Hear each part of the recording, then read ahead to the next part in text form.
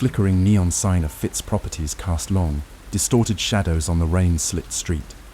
Annie, her 28 years etched with a weariness that belied her youth, pulled her threadbare coat tighter. She had been driving aimlessly for hours, a fog of desperation and loss clinging to her like a shroud. The city, normally a cacophony of life, seemed to hold its breath, waiting. It was as if something had drawn her here, a silent siren call in the urban wilderness. The ad for the furnished apartment had caught her eye online, a temporary haven, she hoped, from the demons gnawing at her soul. She pushed open the door to the office. The air inside was thick with a scent of old paper and a cloying sweetness she couldn't place. A man, Fitz, his jowls loose and eyes too bright, greeted her with a leer that made her skin crawl. His words were oily, his smile predatory, as he ushered her into a room that felt more like a cage than a place of business. He spoke about her CV, her qualifications, and then veered into something else entirely. "Let's see if you have the right attributes," he purred, his gaze like a viper's. "We'll start with the blouse, take it off." Annie froze, a cold dread creeping up her spine. This wasn't what she had expected. This wasn't about a job. Panic flared within her, but a strange sort of numbness began to set in. "You do want the job, don't you?" Fitz said, his voice now a silken threat. He wasn't looking at her, not really. He was looking through her. She had to get out, but some perverse curiosity held her rooted to the spot. Fitz's leering face seemed to blur before her eyes. Then she felt something else, a whisper, faint at first, then growing stronger. "Do it." Her hands moved as if they were not her own. A small smile touched her lips as she unbuttoned her blouse. "Good," the whisper said. She continued to take off her clothes, the whisper egging her on. The following events became a blur. She remembered the feel of the worn carpet under her bare feet, the clammy touch of Fitz's hands, his breath hot against her skin. Then, a strange calm descended, a sense of detachment from her own body. She felt like a puppet, manipulated by invisible strings. It was almost as if she were witnessing these events, rather than participating in them. Her gaze drifted towards a shadowy corner of the room. Something moved. She blinked. Nothing.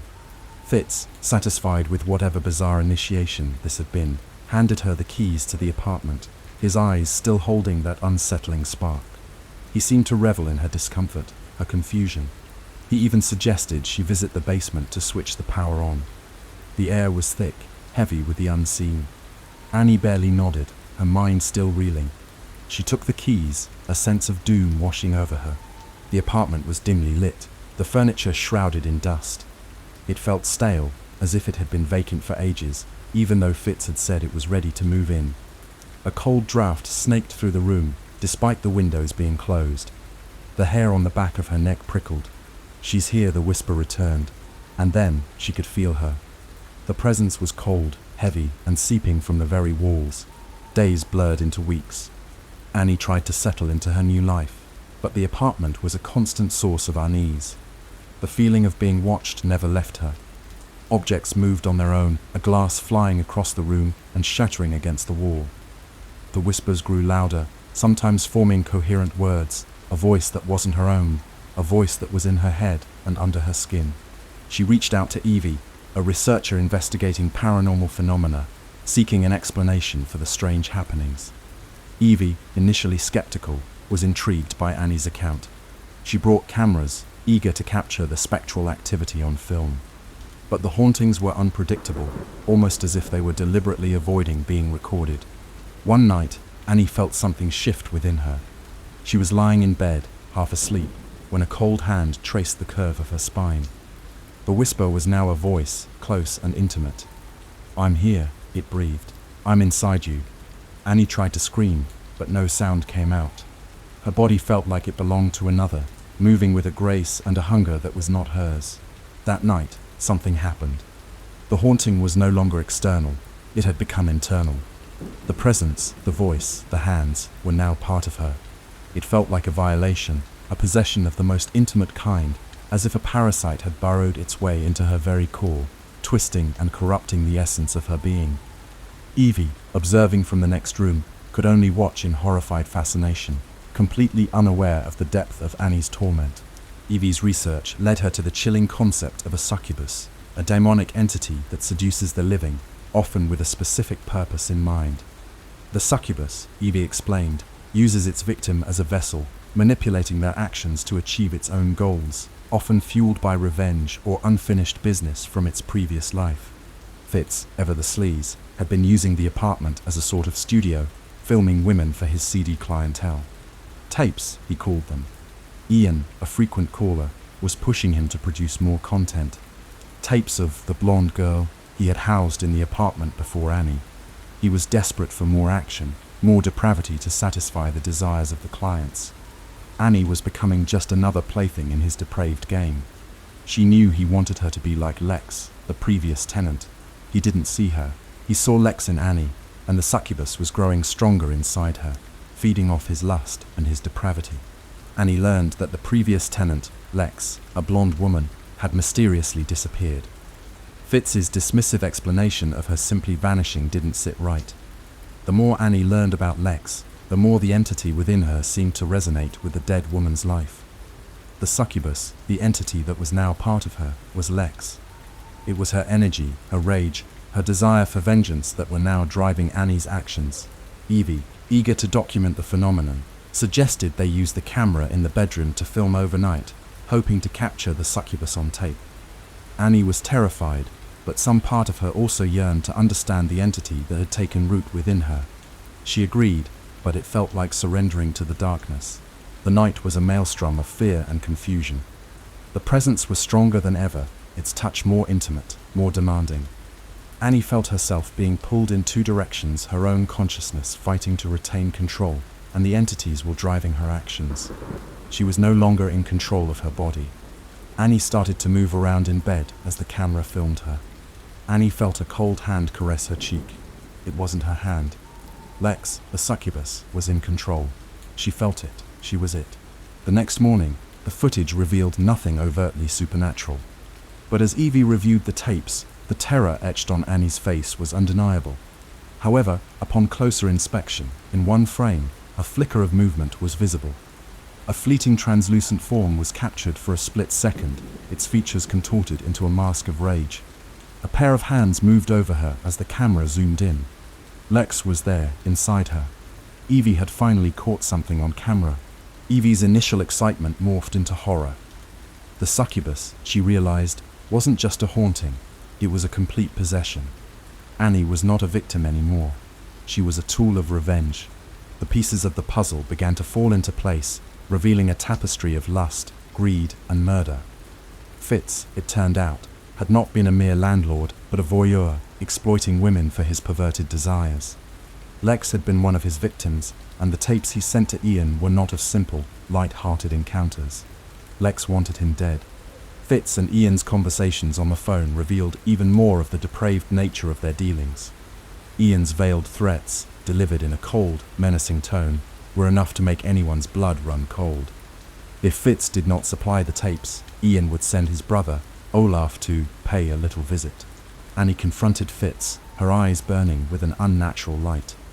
The whispers were now a clear voice, a rage-filled echo of Lex's past. "You killed me," she hissed, her voice laced with a chilling hatred, a reflection of Lex's past suffering. "You made me a plaything." She was no longer Annie. The succubus was in control. Fitz, initially dismissive, became increasingly agitated as Annie recounted events he had tried to bury. He was a puppet to the power within her. He revealed Lex's true identity and his perverted behavior to Annie. In her anger, Annie revealed the events of Lex's death. Annie watched in horrified fascination as Fitz detailed the events of Lex's death. He had strangled her and cut her up to dispose of her. The memory of these horrific events was coming from Lex, not Annie. Fitz became terrified. The glint in his eyes turned to panic. Fitz's true nature was revealed not only to Annie, but to Evie. Annie, or the succubus, made a knife fly across the room and plunged it deep into Fitz's chest, killing him instantly. The same strange calm came over Annie again, as if she were watching the events unfold in a movie. She seemed detached from her body. It wasn't her. It was Lex. The police arrived, their faces grim as they took in the scene. Annie was arrested, her mind a swirling vortex of confusion and fragmented memories. She was both victim and perpetrator, both Annie and Lex. Detective Sergeant Locke questioned Annie about the events of the night. Annie, claiming that a ghost made the knife fly through the air, was met with incredulity. Locke questioned her about the previous tenant. Annie told him the details of Lex's murder, despite claiming not to remember doing it. Locke was suspicious, but without concrete evidence, Annie's story seemed far-fetched. He struggled to reconcile the woman he saw before him with the events of the previous night. Annie's explanation of Lex's actions could not be backed up by any sort of physical evidence, though Annie herself seemed to have no knowledge of how she knew these details of Lex's death. The fire, that seemed to have destroyed all the tapes, further complicated the situation. With the tapes now gone, the truth behind these disturbing events would remain a mystery. The interrogation reached a fever pitch. Annie was accused of murder. Evie insisted that Annie was possessed by a succubus and had not done these things willingly. However, it was Evie's own studies of telekinesis that confused the detectives further. The detectives were starting to lose patience with Annie's story. Locke pointed out that she had contradicted herself. He had her, he believed, until Annie suddenly warned the detectives of Lex's presence within her. Locke and his partner shared concerned glances. Locke had never seen anything like this before. The police sergeant became increasingly agitated by her behavior. He started to see a glimpse of something more, a darkness, a cold anger that seemed to radiate from Annie. Locke was still skeptical of the supernatural elements, but Annie was also demonstrating the same telekinetic powers that Evie had studied. Evie's suggestion that this was part of Lex's ghost made Locke more suspicious. He knew that Annie was hiding something. Annie, under the influence of the succubus, threatened the detective, her voice a low growl. The rage she felt was not her own. She was now completely dominated by the dark presence within her. She spoke in a voice that was not her own. She knew things that she could not know. The room grew colder, the air thick with an oppressive energy. Annie's eyes seemed to glow with an unnatural light, a terrifying glimpse of the entity that had taken root within her. Locke, a seasoned detective who had seen the worst of humanity, felt a chill run down his spine. He had never faced anything like this. The last words out of Annie's mouth before she fell unconscious were, "I'll show you a threat."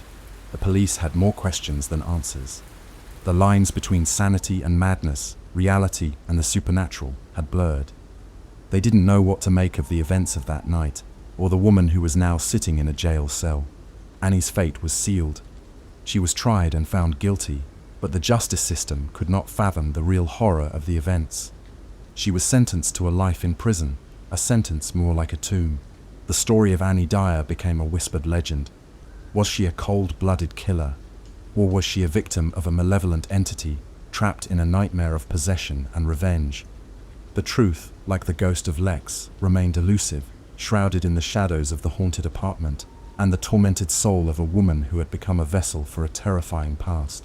And somewhere, in the darkness, Lex still watches, still seeks her vengeance.